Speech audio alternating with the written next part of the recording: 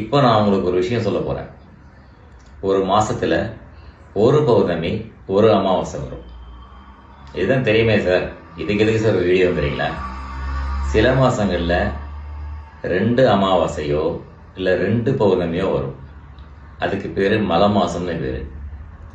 சில மாதத்தில் பார்த்தீங்கன்னா அமாவாசையோ இல்லை பௌர்ணமியோ வரவே வராது.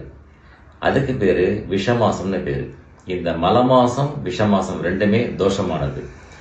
இந்த மாதங்களில் பார்த்தீங்கன்னா நீங்கள் எந்த சுபகாரியங்களையும் செய்யக்கூடாது.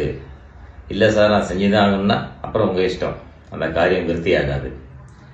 நான் சொல்லதெல்லாம் தமிழ் மாதம் தாங்க. சித்திரை, வைகாசி, ஆனி, ஆடி இப்படி எடுத்துக்கோங்க. நீங்கள் பாட்டுக்கு எடுத்து ஜனவரி பிறகு என்ன போகிறீங்க? இங்கிலீஷ் மாதம் முகூர்த்தத்துக்கெல்லாம் கிடையாது, தமிழ் மாதம் தான் எடுத்துக்கணும். அப்புறம் பார்த்தீங்கன்னா இதுக்கு வேறு வழியே இல்லையா சார்னா, சித்திரை வைகாசி மாதங்களுக்கு மட்டும் இந்த மலை மாதம் விஷ மாச தோஷங்கள் கிடையாது.